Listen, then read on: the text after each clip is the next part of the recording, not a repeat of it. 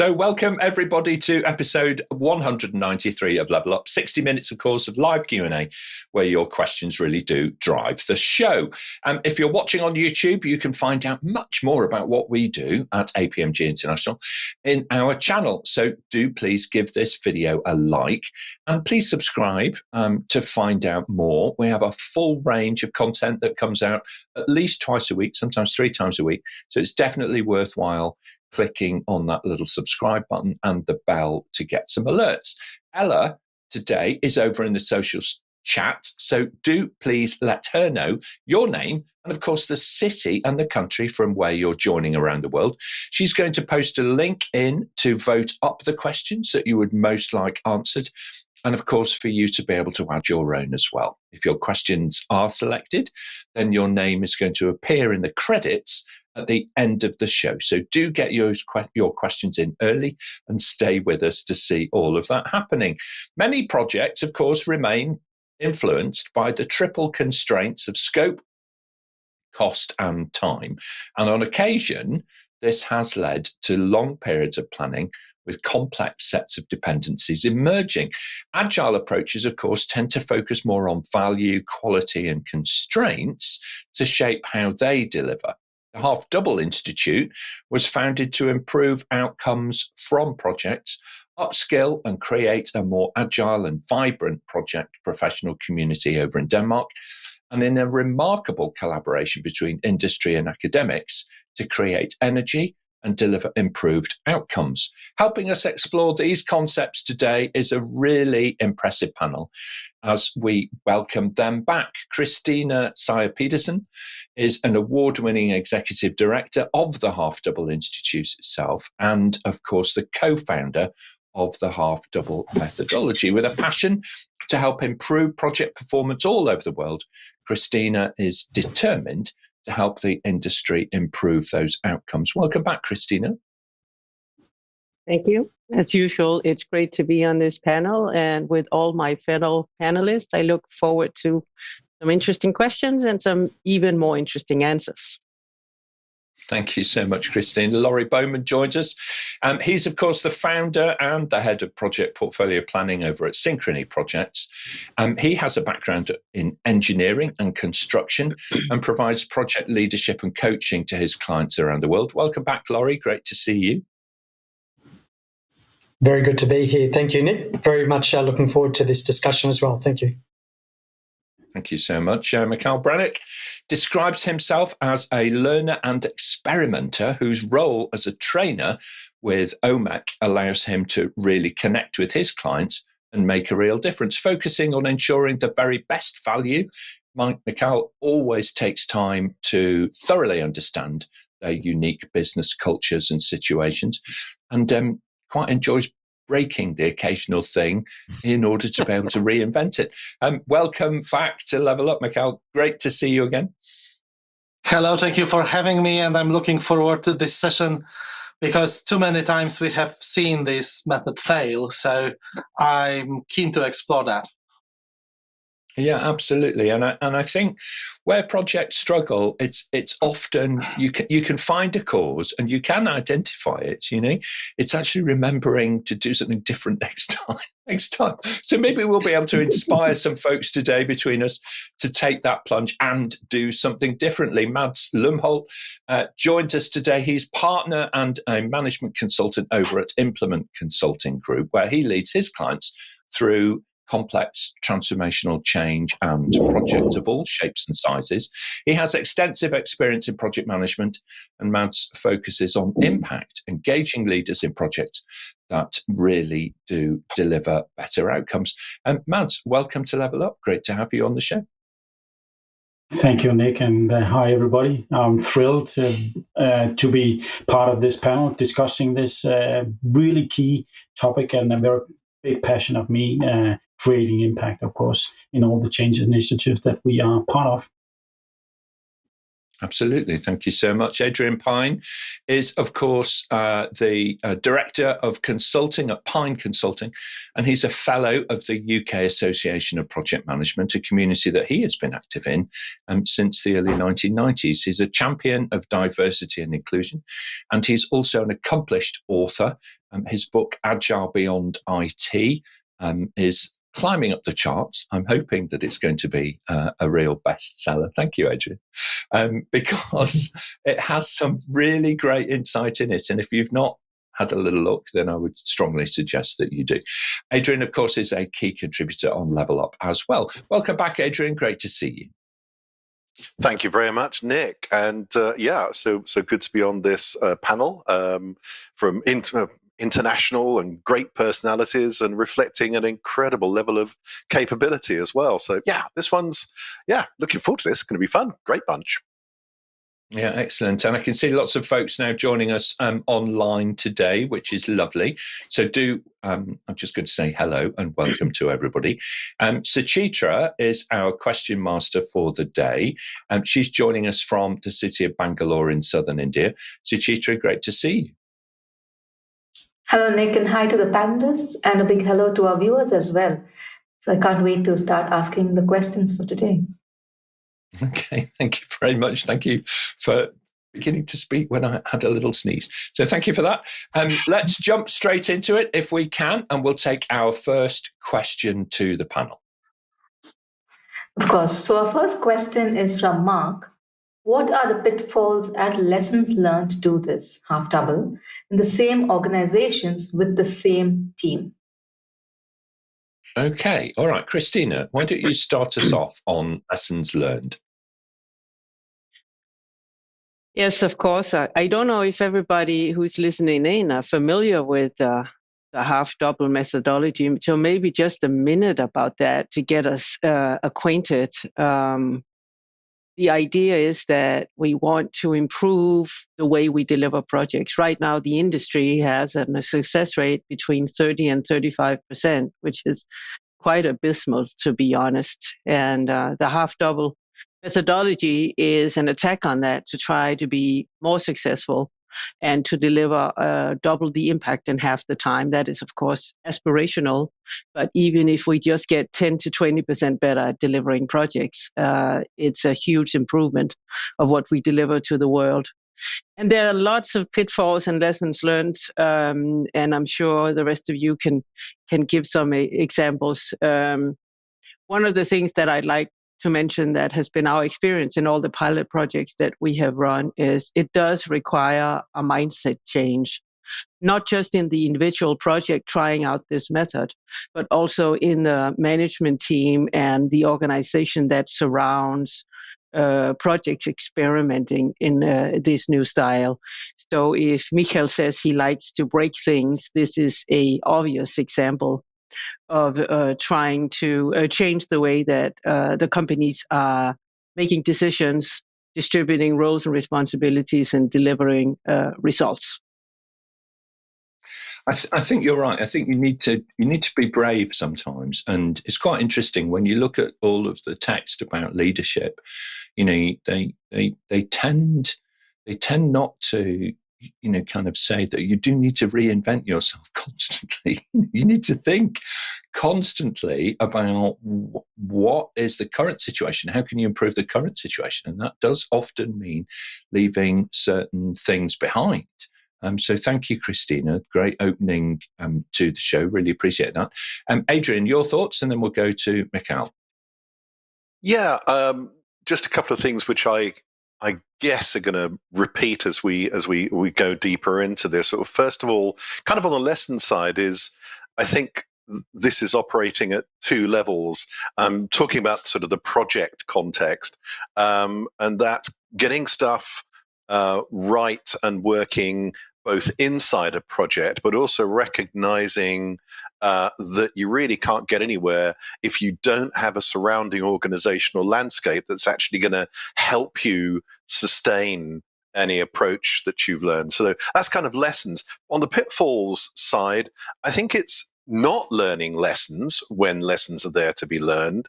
And also it's not making use of what's good in an organization.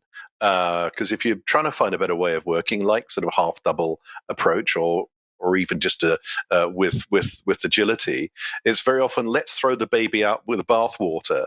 But what you really should be doing is looking for what's already good inside an organization or inside teams. Yeah, and finding what's good and holding on to that and then really reinforcing it is a brilliant way to, of course, encourage others to raise their game as well. Thank you, Adrian. Michał, your thoughts, and then we'll hear from Mads. Well, did we all pay attention to what Christina just said?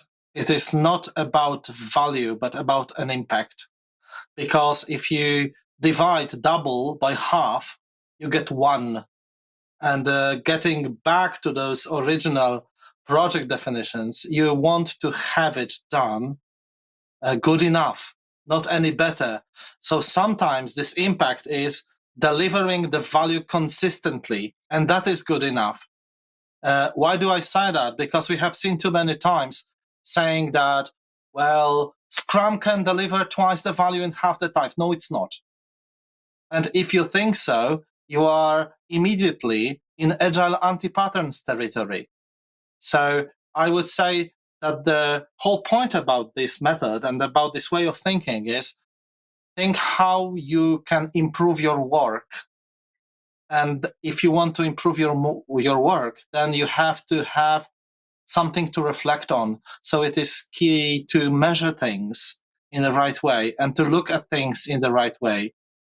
And I must say that also the key thing is not to expect that you will do it right in the first time. So we had that all the time, but it is really important. It is about making this impact and making this impact sustained throughout your projects.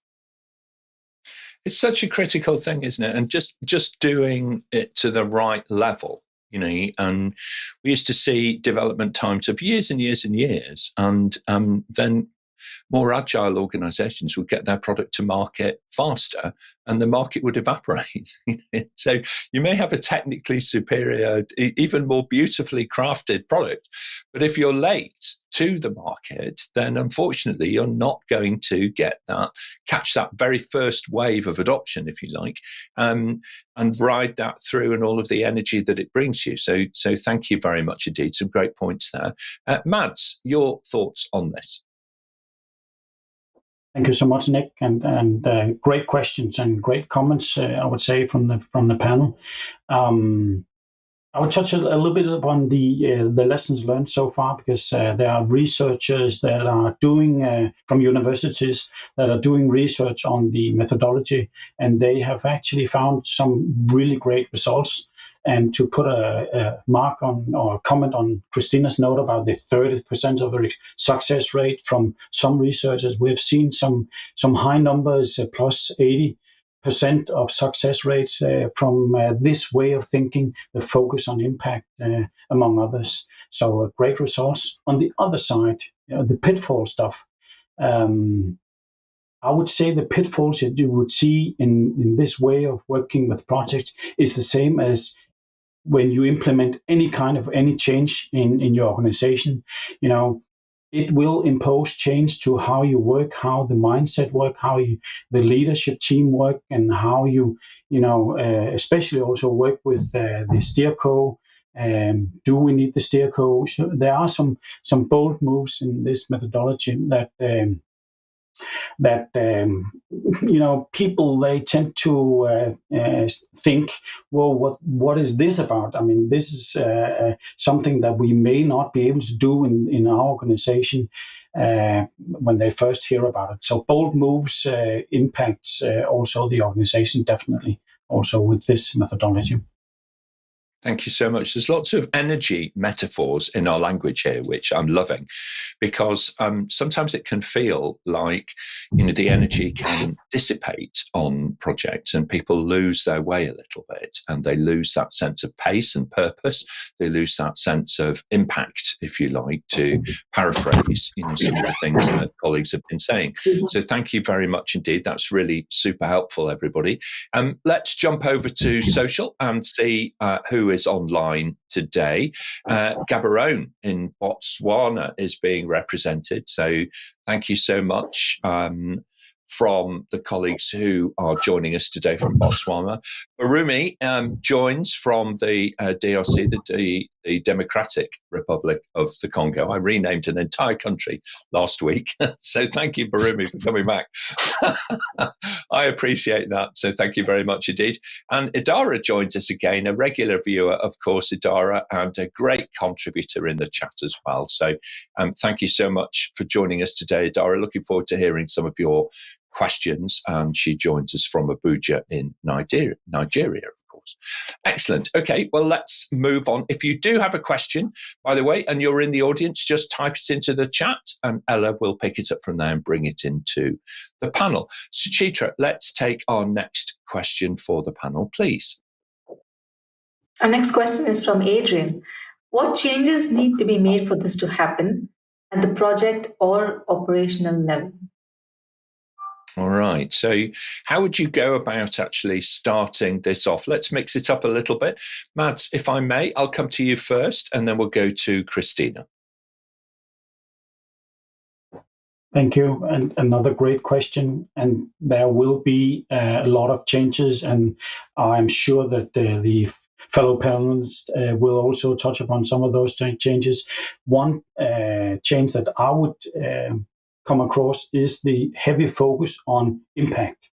When you start the project, when you front load the project, when you lead the project all the way to the end, a heavy focus on impact rather than deliverables. Not that we should not focus on the deliverables, of course, but we do those deliverables because we want to create impact.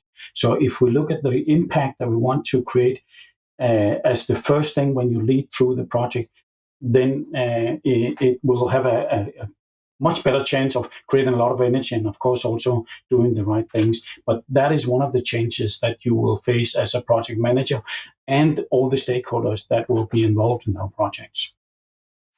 Thank you so much. Christina, your thoughts, and then Michał. Yes, I want to build on what Mads said. He touched on one of the elements of half double, which is impact. One of the other elements that requires some changes is the leadership element. I don't know how many of the panels have tried going to these steering committees where you feel it's more of a firing squad than an actual partner. And you may be able to get 20 minutes with a steering committee 2 months down the road. The leadership dimension of half double changes that. It puts the project group in the center, and you ask the product sponsor or project owner, whatever you call it, to come to the project, to be part of regular stand-ups, regular check-ins, and you change the relationship so the sponsor is there for the project and not the other way around, as we have seen in many organizations. So again, to reiterate what I said in the beginning, this requires a mindset change, especially if you have a very hierarchical organization. That's where we see you have to really work the change management angle of this, because it is to turn things on its head.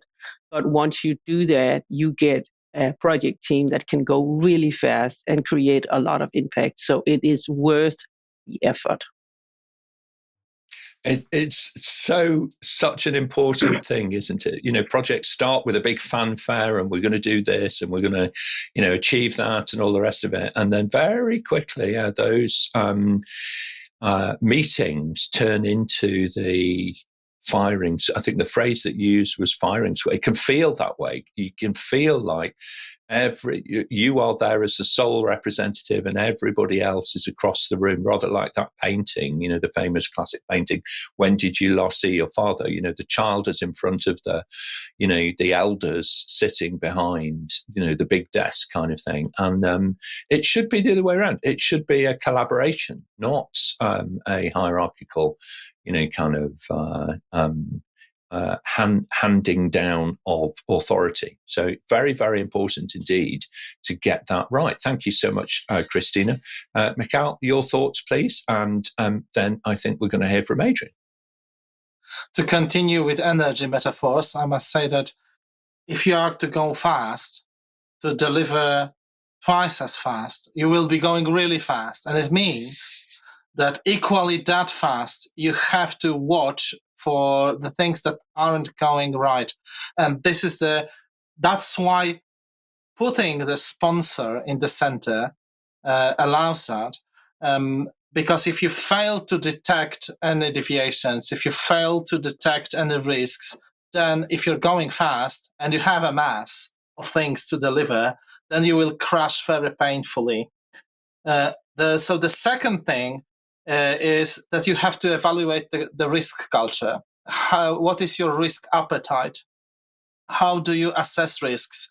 And if we think about the classic products such as a risk register, how you work with that, what are the key parameters that constitute corrective action? This is the things you will be thinking about constantly. Yeah, thank you very much indeed. It's I love that idea about putting the project sponsor in the center. It kind of visually, it sounds then like, they're sitting on the chair in the middle and everybody is an equal and we're all kind of sitting around. And that makes a lot more sense than that previous kind of, legacy hierarchical approach. So thank you very much indeed, Michał. Adrian, you raised the question. What did you have in mind when you raised it? And what are your thoughts on the question itself? Well, I'm sort of changing my answer sort of slightly, having listened to what other panel members have said, and especially Christina, Mads and Michał. Where I was coming from this is the point I think I initially made, that about sort of project success depending on both on what happens inside the project and whether it's allowed to survive by the organizational landscape around it. And if we want to change ways of working, the latter dimension is a key one, because I've certainly spent 40 years observing that that even in organizations that put a large amount of investment in project-based activity, projects are still peripheral. And they are always subsumed to business as usual. So coming on to the point of, for example, sponsors, the project sponsors are usually senior people with incredibly busy operational day jobs that then are told, you're senior enough and you have to be the sponsor for this. But they have no time to do that role. So it's a question of if you're serious in an organization about wanting to move to the half double way of working or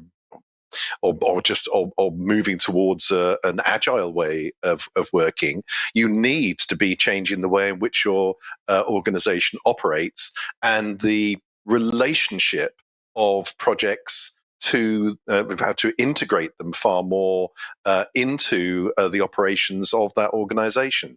Otherwise, they'll remain peripheral and they won't get the attention and no change. Again, picking up on the point about energy again from Michał, you simply won't get the energy of change sustained. Cotter is still with us and he's still right. He's very much still with us. So thank you very much indeed, Adrian. Thank you, panel. A great question, actually, for us to discuss. Now, we did touch there on the role of the project sponsor. So, panel, here's a question from me to you, really. In your experience, how prepared are the individuals who become project sponsors? Have they really thought about that role? Do you feel that they would benefit, if you like, from better preparation or some coaching, along the way of how to be a great project sponsor. Is that something that you would welcome and like to see more of? Christina and then Laurie. Yes, and that doesn't just go for half double. It goes for any implementation of any sort of project management system. So this is not special to half double. So whenever I'm asked to do any kind of project management training in any organization, I usually say I'd love to, but I have one demand. I have many, but I have one in particular that says for every day I spend with the project managers, I want to spend half a day with the management team, the sponsors. They need the training as much as the project managers. And I sometimes have management groups that come and ask me, they want to do better on projects, they're complaining about the project managers. I usually tell them, you have exactly the project managers you deserve. If you treat them as coordinators, you will get coordinators. So yes, when we implement or when we train, we need to train the sponsor level almost as much as the project managers. So they are critical for success. A well-trained, effective project manager with a business-oriented, kind, supportive project sponsor is, in my opinion, the key to success in projects. Then I'm going to say you can use any method you like or no method at all.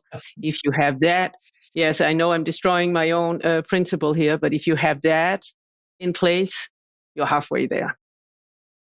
I'd love to hear other panelists. Yeah, exactly. I don't think that you are undermining it at all. Okay, because the whole point about writing this stuff down and creating a methodology for others is to encourage them to actually adopt the thinking and the practice and the experience of others, to be able to learn and improve. And I don't disagree with you at all. I think if you have that magic combination, you have the magic combination, and it's less relevant then which particular method you're using. So thank you so much, Christina. Great thinking there. Laurie, your thoughts, please. Then we'll go to Mads. Yeah, thank you. I agree completely with Christina. It's really, from my background, which is mainly around engineering and construction projects, but particularly in complex projects, there's the concept of front-end loading, which is almost another way of saying half double.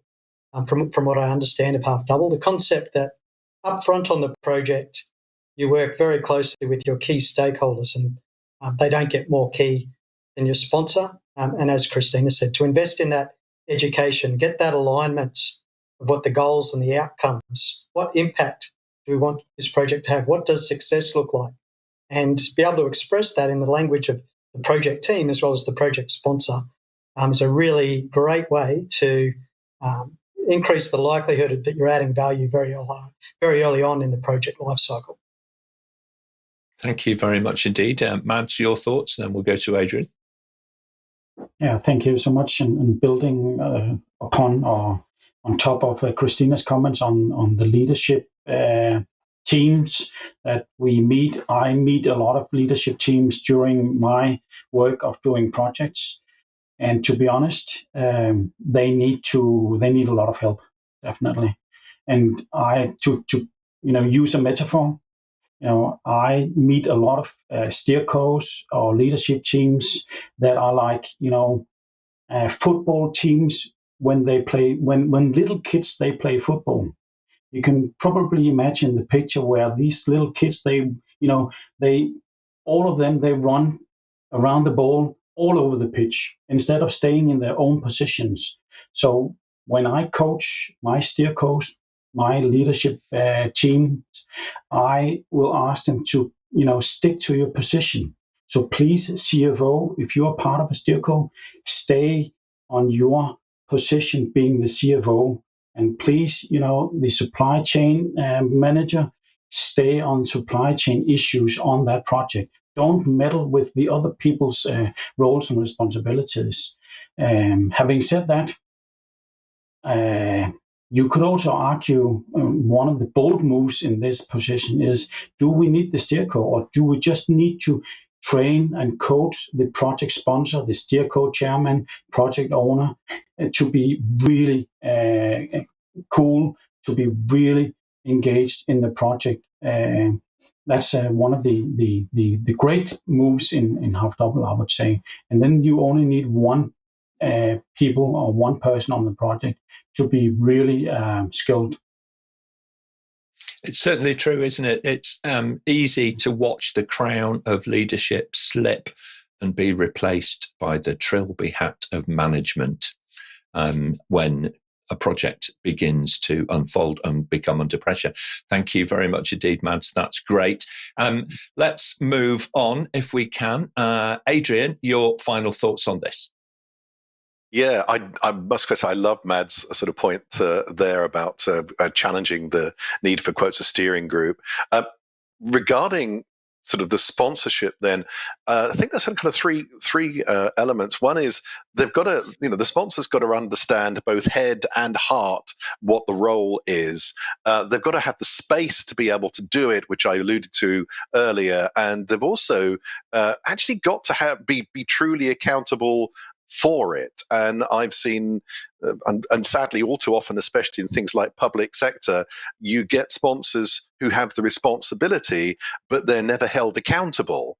And only if you've got skin in the game are you really going to do your role properly. It has to be said. So yeah. That's my two penneth, and I'm sorry if I'm having a go at folk in public sector. I don't mean to. I've worked with amazing people. I've also worked with some very senior people who were very destructive. So because they didn't take their role seriously. Understand entirely. And I think it doesn't matter if you're in, commercial, if you're in whichever vertical industry you happen to be in, or indeed, in public sector, you can evidence, those behaviours across everywhere, really. So very good. Thank you very much. Panel, thank you for extending that conversation. Suchitra, if we can, let's move on. We'll take our next question for the panel, please. So our next question is from Sandy. There's an old saying, one man's trash is another man's treasure. So who decides whether something is valuable? This is who decides whether you're delivering value or what is indeed valuable? Well, that's a really, really good question. One of the things that we had last week, I think, was that folks were talking about not so much the person who was providing a service as being the person best placed to measure value, but the person who was consuming the service. Laurie, what are your thoughts on who should decide whether something is valuable? Yeah, this is a really great question, because value is such a subjective concept, and we all have our own different ideas of it. It really starts with the customer. So whoever is the customer of the product or the service that's being provided by the project, but it's not quite as simple as that, because often the organisation will have a broad range of stakeholders who will have all sorts of values that will have some sort of impact on the project as well. So certainly starting with the customer, but considering the broad range of impacts. And we're starting to see the emergence of a lot of the changes in expectations regarding social license, climate change, and some of these sorts of things. So the question of value is becoming more complex, but certainly starting with the customer. Okay, thank you very much indeed. Always begin with the customer in mind. Thank you, Laurie. Let's go to Mads, and then we'll hear from Adrian. Thank you. And truly, Laurie, it's the customer, or you could maybe also broaden it into the stakeholders that are being impacted by this project, who are sort of have an interest in this project. So when I start and front load a project, what I do is bring in the team, bring in the people who are key to the project, who are being impacted by the project or who impact the project, and talk about, so what's the stake for you? What is interesting for you? When are you happy with this project? What is the impact that we want to create for you guys? And then we have a sort of a buffet of impact that we will have as a foundation for building our project, actually. So of course, I mean, who decides whether something is valuable? I think the organization who is impacted by the project decides what is impact for them on this project. Thank you very much indeed. I appreciate that. We're just having a few little technical challenges while we're trying to keep up with what's actually happening online. So we're a little bit delayed at the moment. So apologies, audience. Adrian, your thoughts on this one? Yeah, when I first saw the question, it brought me straight on to, shall we say, the battle for being agile. But before I can sort of quickly get on to that, I've long been a believer, especially leading teams over many years, that there are many right ways to do things. But when you're in a team, you can get some really, really big battles by people about saying, yeah, of course there's lots of right ways, so long as we do mine. So it's then a mark of a really great leader that they can get a team to coalesce around one great right way of doing things. But back to the subject of getting agile, there's an awful lot of folks out there say agile's a load of rubbish, it can't work, it doesn't work, etc. And yet for other people, it's almost a religion. For me, it's an approach which, if it's appropriate in an organization and the organization culture can be supportive of it, it can deliver huge value. So, but there are lots of some buts and maybes around that. You can't. Not every organization can do agile because their organization culture is toxic to it. Coming back to Mad's point, the organization has to decide, whether it's a particular approach, whether it's agility or anything else, is right for it. Thank you very much. That combination, isn't it, of fitting the approach with the culture, understanding the context that you are working in, seems to be at least one of the keys, to open the right door at the right time. So thank you, Adrian, very much indeed.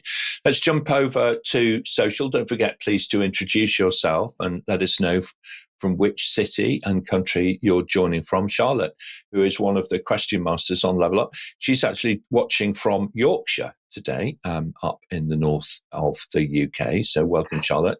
And Mohammed joins us today as well, regular viewer, I think. Mohammed Salazai is joining us today. So great to have you online. And Yasia joined again from Pakistan. So brilliant to have you as part of the audience.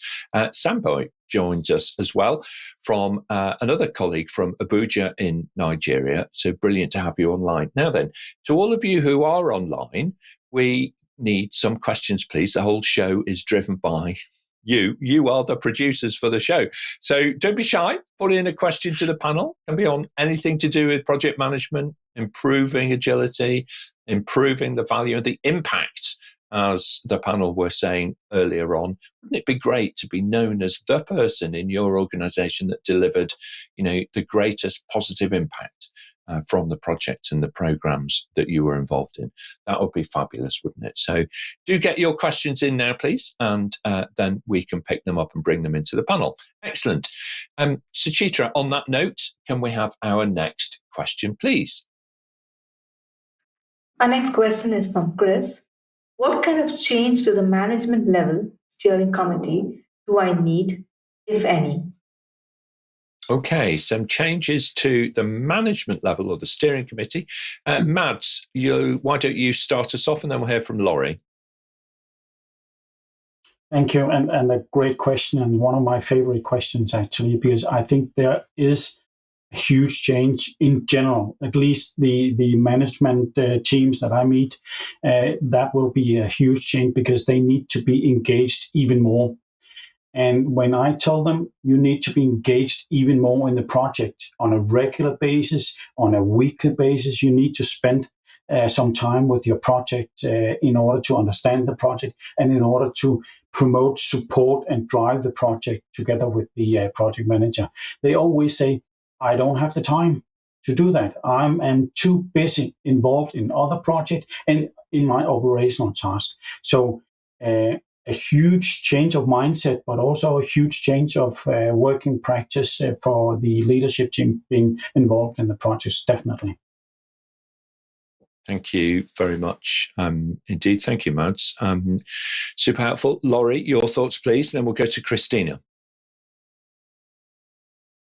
Thank you for the question, Chris. So a fairly general answer, which is revisiting something we touched on a little bit earlier, is really supporting management level to really understand the impact of the project and considering impact in a broad perspective. So there's a lot of change happening in the way we execute projects, and in particular, value or the materiality of impact on projects is increasingly being measured in a broader context. So traditionally, it's been just based on the economics of a project. Increasingly, it's around impact to the community, impact to the environment.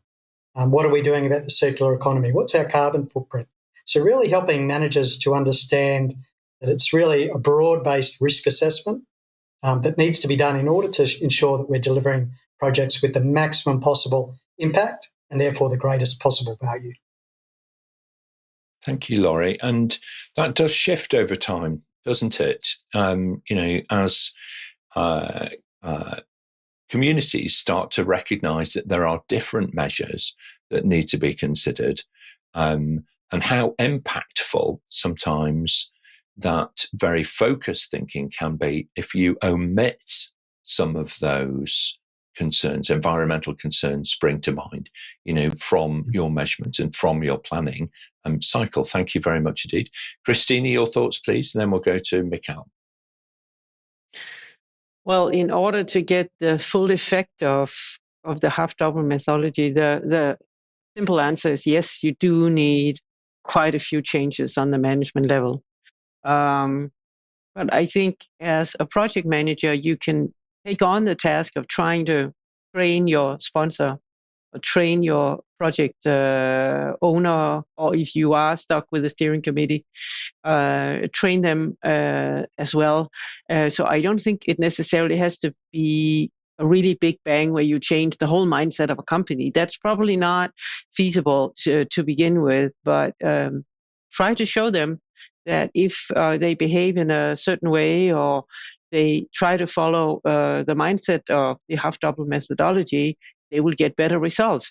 Any manager at a high enough level, he will understand when you start delivering more value.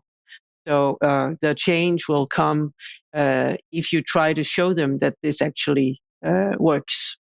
And then you can implement the changes a little by little. But it does require quite a mindset change at the management level to get to the half-double. And I think that having that courage of your conviction and having a coach, is something that's very, very important.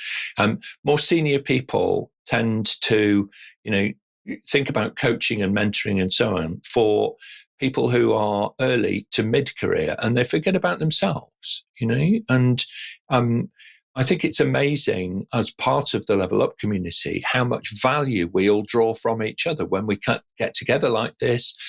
Listening to some of the comments online, Mohammed's put some great comments in, to the chat. I'm learning from Mohammed. I'm learning from everybody who's part of this panel. And this sense of continuous learning, continuous improvement is very, very important indeed. So get a coach, get somebody who's going to, inspire you to be able to raise your own game. Michał, let's go to you. And then I think we might actually also invite Adrian to comment as well. I would say that it is the biggest change is to start to look at what you are doing and how you are performing these operations. So measure, and measure. But by the way, we had a brilliant episode on measuring the right things. So have a look. So if you do not measure, then you cannot identify the bottlenecks, and you cannot apply this speed to basically what you're doing. And yes, I would like to reiterate what Christina said, that you will change little by little, because you cannot apply full speed. It will kill everything. It's a good point. It is a good point.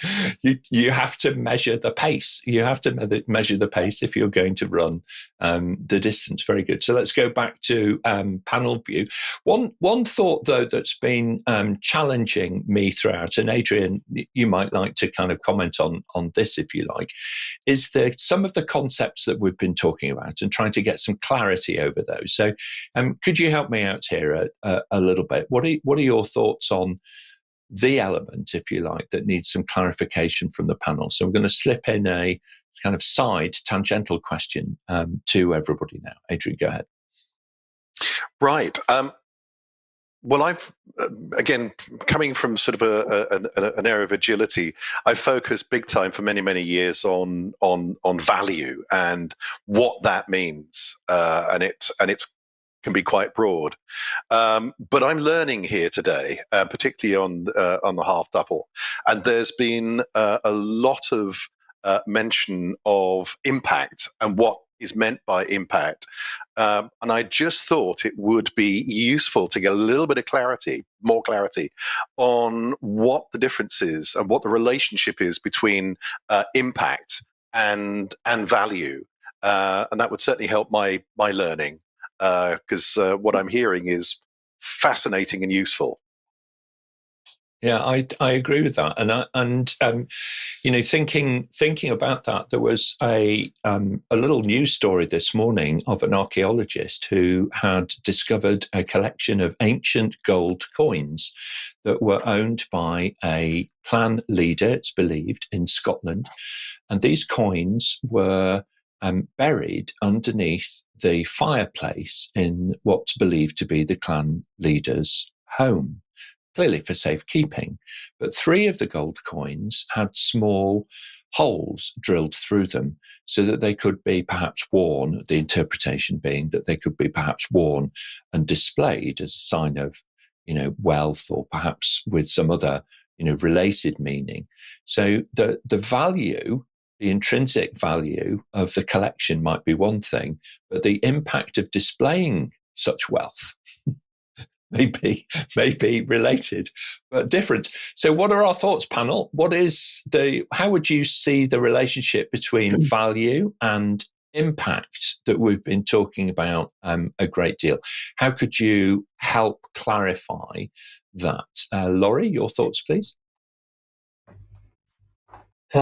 It is a really good question, and often, so thinking of impact in the broader sense, it really is the same thing as value. So considering it in the same context, so there's a global reporting initiative that's happening, and most countries have their own sort of reporting initiatives that they're looking at, which is around understanding the impact, and that includes both social impact, so the benefit of wearing the necklace with the gold, the social impact, as well as the economic impact, so what the actual economic value is. So it is a very broad-ranging sense of value, and it includes the likelihood and the impact of anything that we do. In other words, the risk. So impact, and so the purpose of risk management is to create and protect value, and the way it's calculated is by assessing the impact and looking at the materiality or the significance of that impact. All right, thank you very much indeed, Laurie. Madge, your thoughts on this, and then we'll move on. Thank you so much, and totally agree with Laurie. But then again, I'm also very pragmatic as to distinguishing between these two words, or maybe even including the word benefit into the pot as well. So for me, impact, when I define impact based on also the half double methodology, is overall 2 things. It's the organizational impact, meaning what will it bring to the organization, new clients, more money, stuff like that. And then there is the behavioral impact. So what do we as employees need to do differently on how do we improve our ways of working, as a foundation to get the organizational impact? So in Half Double, we do consider, or at least in a pragmatic way, do consider benefit, value, impact being the same. And to be honest, we use them in the same ways. And I'm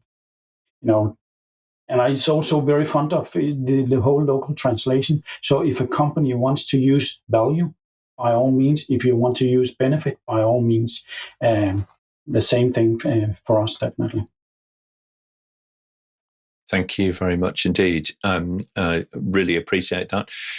One other kind of thought for folks around this as well is that some ways of looking at impact is, to think about what is the feeling that is left. So you might have something of very, very high value, but it's so impactful on the organization or on the community that the organization is serving or on the customers that the organization is delivering services to, as to be unhelpful. So again, it's about thinking about that pace, I think, and the timing of when you bring those outcomes to the market. Thank you very much indeed, panel. That's great. Suchitra, if we can, we're now running out of time a little bit, so let's pick up the pace. We'll take our next question, please. So we have a live question from Victoria. Which courses would APMG recommend to us? Okay, all right, Victoria. Thank you very much indeed for asking the question quite so directly.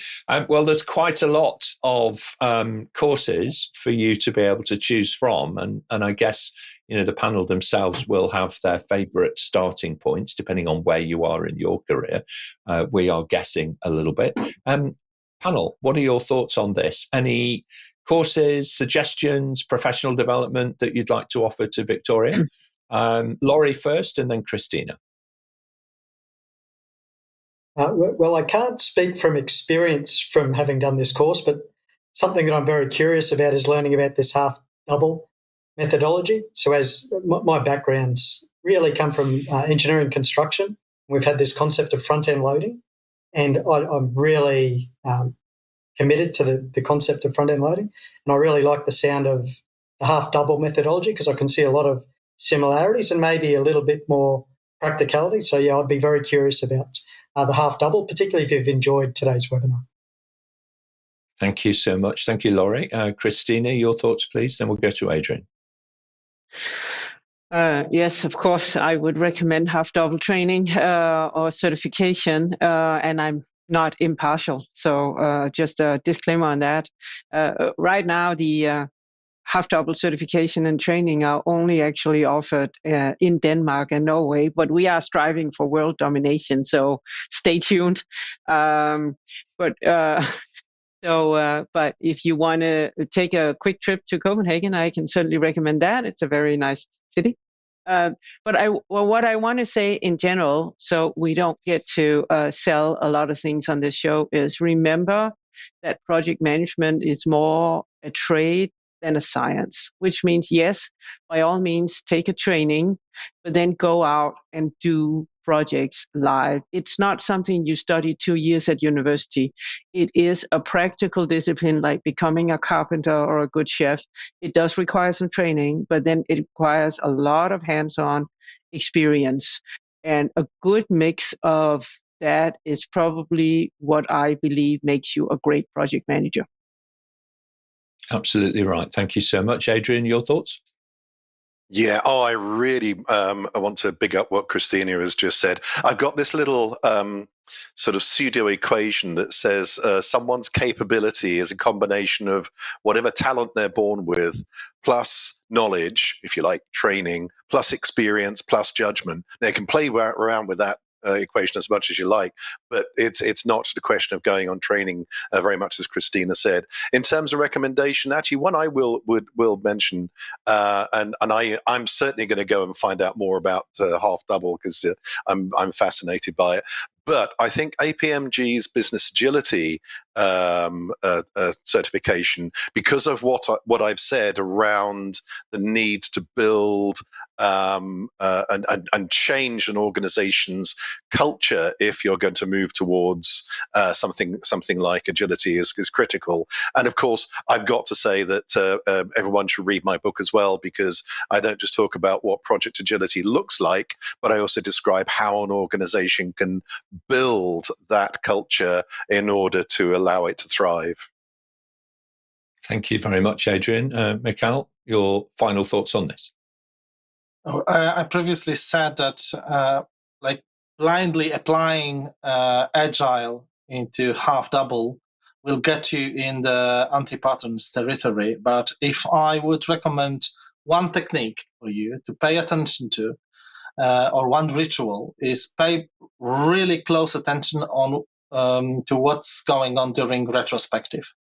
This is your place. This is your sweet spot in assessing how we are doing things, and this is where you can quickly find where to improve. And this is the first step in being faster, essentially. Absolutely. Thank you very much indeed, panel. And thank you to our audience for some great questions today. And Victoria, thank you for raising that, because, in my mind, I totally agree with the panel here. It's always going to be a blend of the art and the science. Being a great project manager is about learning, not just in isolation of doing the role, but also as part of the role.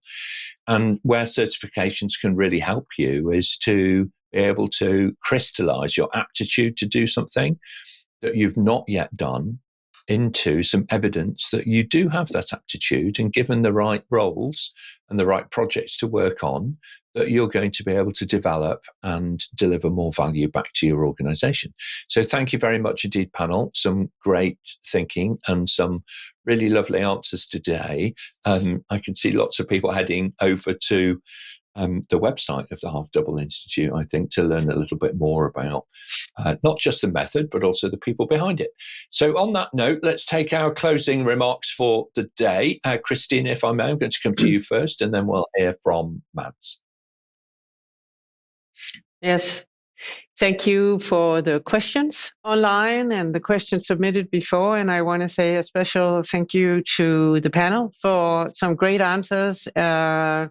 I've certainly learned a lot today, and I think we can all agree that we need to do something differently in the project management community. And especially, we talked a little bit about some of the global agendas. So my dream is actually, if we look at the transition that we need to become more sustainable, to handle energy crisis, to handle environmental crisis and global warming, if we can contribute to just becoming 10 to 20% better at doing projects, we can contribute to this agenda. So thank you all for being so enthusiastic about delivering better results. I think it's going to be something great we can deliver to the world and in the end to our planet.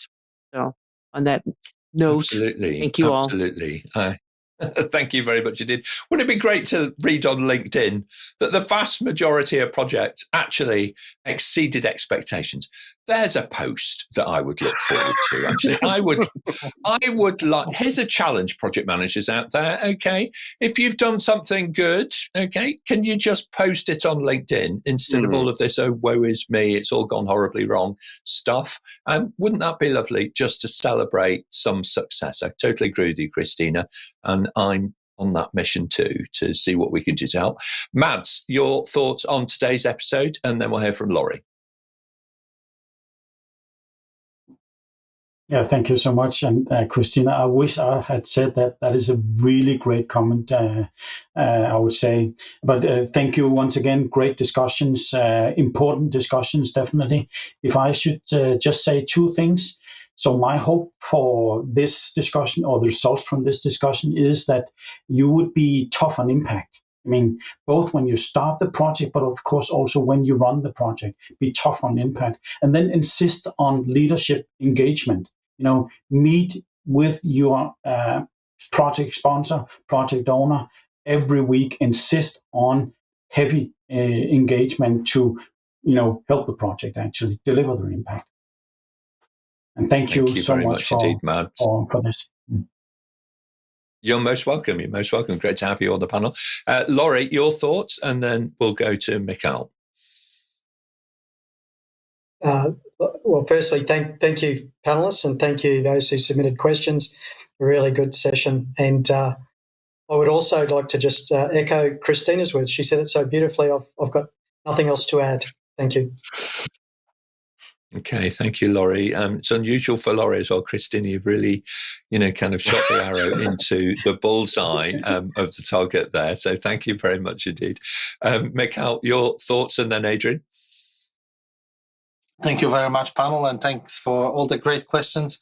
It is another occasion on which we can dive under the surface of our projects and check how we are doing things. And this is this is an art, this is some science, and that's why we love this job, aren't we? It is. It absolutely is. And it's why every day is a little different to the ones before. And as we develop as professionals, we, hopefully are evolving ahead of the level of the challenge. Adrian, your final thoughts on today? Yeah, we love this job, which is why my hair's going grey. But actually, no, thanks again to the panel. You got years on me, Michał. Actually, I want to pick up on something that Michał specifically said, and other panel members alluded to, this concept of just enough. Which is kind of something that almost sums up agility. But I want to use a little example and another phrase. If you look at really great sports people, particularly, say tennis players, they don't move around the court any more than they need to. They have an economy of movement. And great managers and leaders have an economy of management. And if you're going to do half double, you really only need to do the amount of management that you need to do. You don't need to do any more what people then you move into the areas of bureaucracy. So I think the half double approach sounds like it's really built on, among other things, this notion of an economy of management and doing just enough. So brilliant. Thank you all. And that's all. Thank you, Adrian. A wonderful metaphor upon which to finish. Suchitra, your reflections on today? It's been a great show, Nick, and I've learned so much as well. Of course, thank you to our amazing panelists for all your responses and our viewers for the questions. Absolutely. To our panelists, to our producers rather online, thank you for all of your questions. Your name is going to appear in the credits if your question was selected.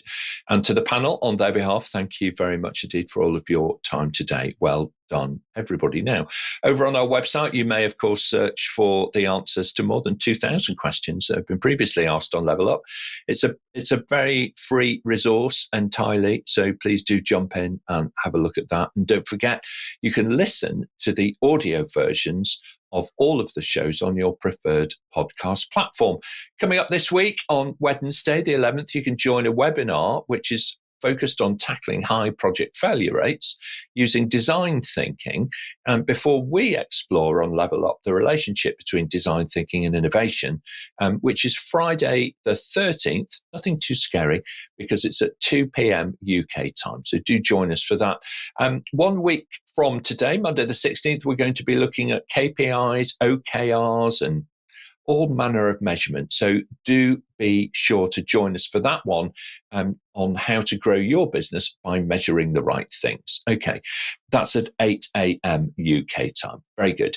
Thank you very much indeed, everybody. Sign up and we'll send you a personal summary of what's coming up, of course, and how you too can join us here on the panel and level up your career with APMG. Thanks very much. See you next time.